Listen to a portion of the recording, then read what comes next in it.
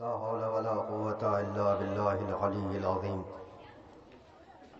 حسبي الله ونعم الوكيل نعم المولى ونعم النصير أعوذ بالله من شر الشيطان اللعين الرجيم بسم الله الرحمن الرحيم غم شبیر میں جو لوگ شب بیدار ہوتے ہیں، غم شبیر میں جو لوگ شب بیدار ہوتے ہیں، لحد میں چین سے سونے کے وہ حقدار ہوتے ہیں۔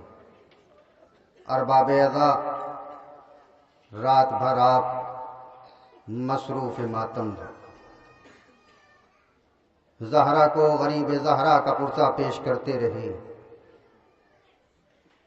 ہر ایک وہ مائیں جن کے آغوش میں ننھے ننھے بچے بھی تھے، وہ بچے بھی شاید اپنی ماں کی آغوش میں سوئے نہ ہوں گے، اس لیے کیونکہ یہ علی اصغر کی یاد ہے۔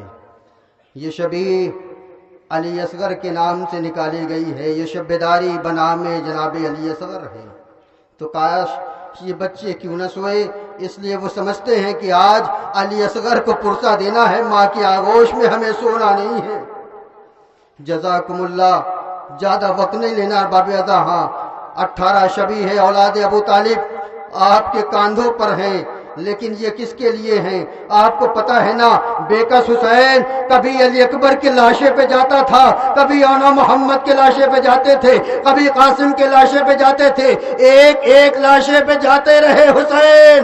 مگر میں کہوں گا آقا حسین آپ تو ایک ایک لاشے پہ جاتے رہے، مگر وہ منظر مجھے بھی یاد آتا ہے کہ جب یہ قافلہ لٹا ہوا، اب جو 11 محرم کو یہ قافلہ اب اس منظر سے گزارا جا رہا ہے جہاں تمام شہداء کے لاشیں پڑے ہوئے تھے، سید سجاد نے منظر کو دیکھا، ہاتھوں میں ہتھکڑیاں، پیروں میں بیڑیاں، تڑپ گئے ہوں گے، اے بابا آپ کا لاشا بے گور و کفن پڑا ہے، میں کیسے آپ کے لاشے کو اٹھاؤں؟ لیکن ارباب اعضا، لیکن یہ جب حسین اب یہ قافلہ آگے بڑھ گیا، تاریخ بتاتی ہے کہ قافلے میں 64 بچے تھے جو اپنی ماں کے باہوں سے لپٹے ہوئے تھے، مگر ظالم جب اونٹ کو بھگاتے تھے تو یہ بچے اپنی ماں کے باہوں کو چھوڑ دیتے تھے۔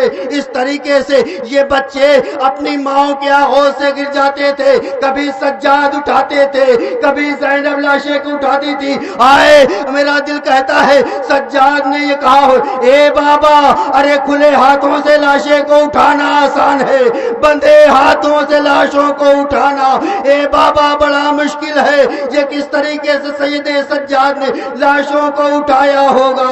اے میرے بابا آئیے دیکھیے بندے ہاتھوں سے کس کس کا جنازہ سید سجاد